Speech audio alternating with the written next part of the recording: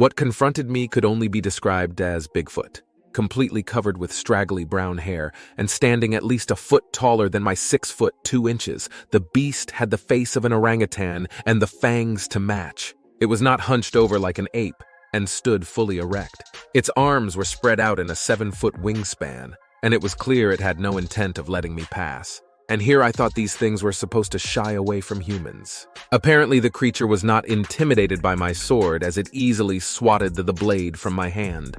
When I moved to the forest floor to retrieve it, the Sasquatch pelted me with pine cones until I desisted.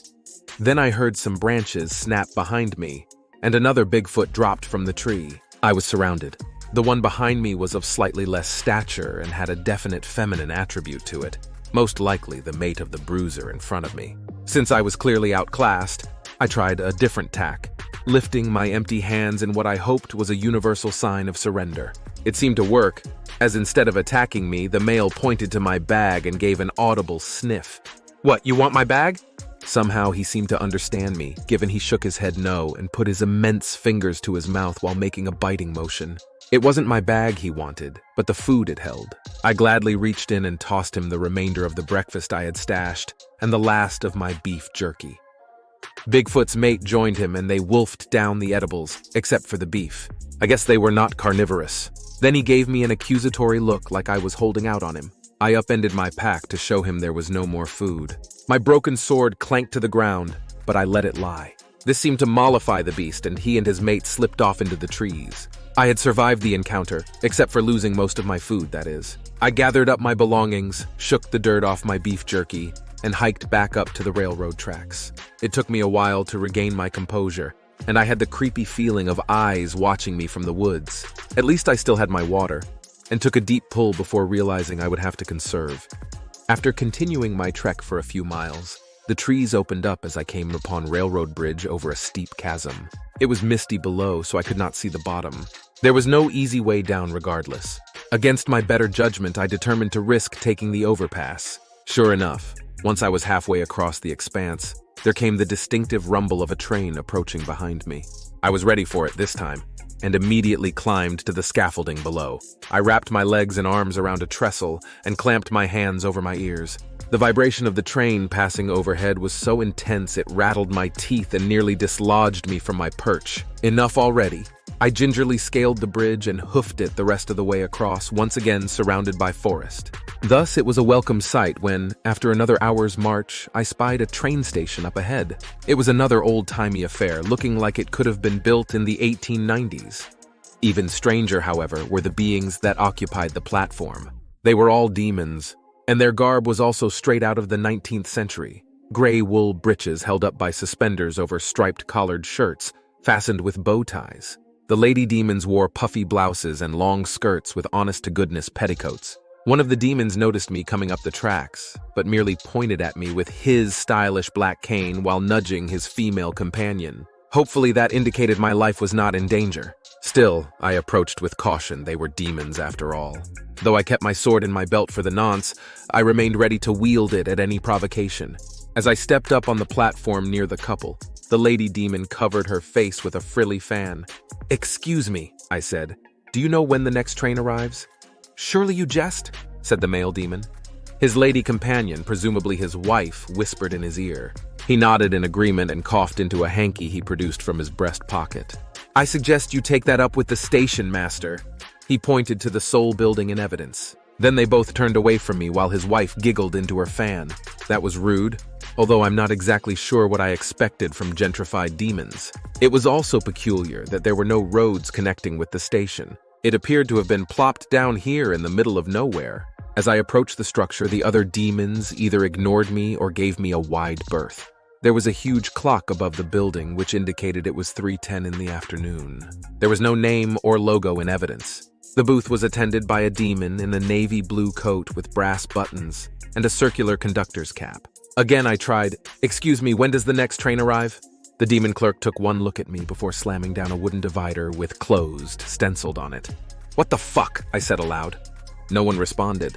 I pounded a few times on the barrier to no avail.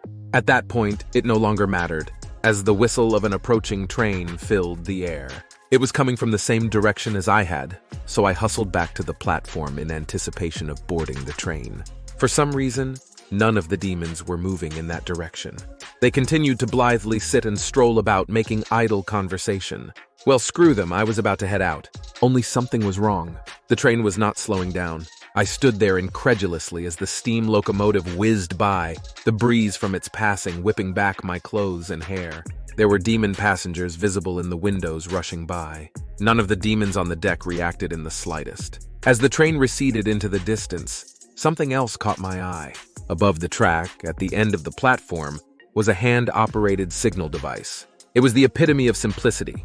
2 parallel ropes, each one connected to a pole that extended over the tracks. Each pole had a circular plate at the end, one red and one green.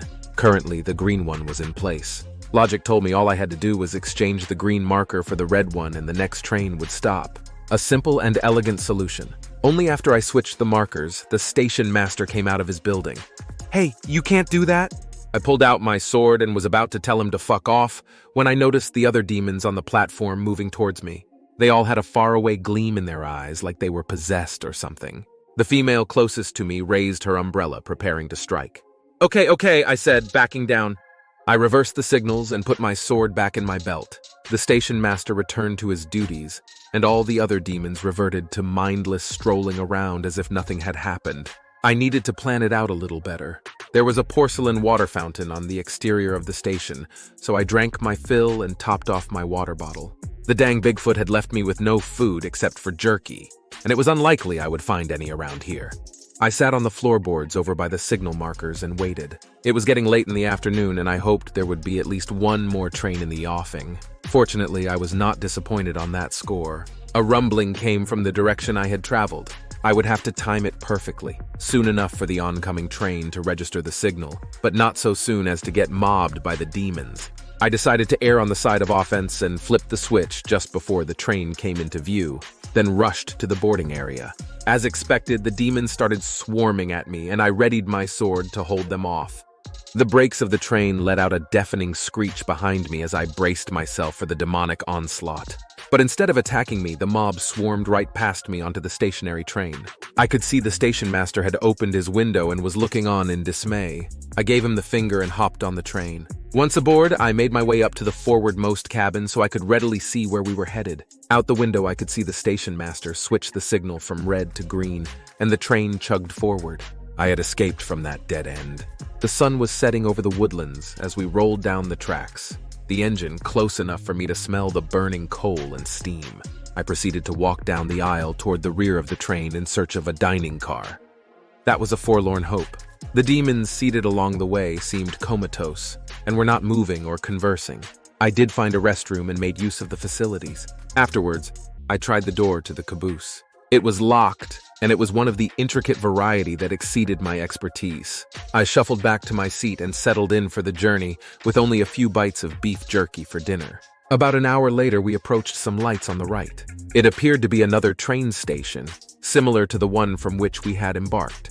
I craned my neck to see if I could make out any detail. The station was not just similar, it was an exact duplicate of the one we had departed, and the signal was green. The denizens on the platform barely noticed as we smoked on by. After 2 more stations like that, I began to wonder if there were any scheduled stops. While contemplating the implications, I gradually eased back on the wooden bench until the rhythmic swaying sent me into oblivion. The rising sun found me with a stiff back and famished. I drank some water and tried rubbing my back with my healing ring. It helped somewhat. A few bites of jerky would have to suffice for breakfast. A demon conductor in a blue suit was walking up the aisle. Of course, I had no ticket, but I had a few gold coins I could offer. However, he did not seem to be collecting tickets, just making rounds. When he reached my seat, I asked, "Excuse me, can you tell me where this train is headed?" He gave me an appraising look with hands on hips. "You mean you don't know?" How could I possibly know that? The guy at the station wouldn't even talk to me. "Yet you chose to get on board." Yeah, well, it didn't seem like I had much choice. He did not respond to that. "So what's the answer? Where is this train going?"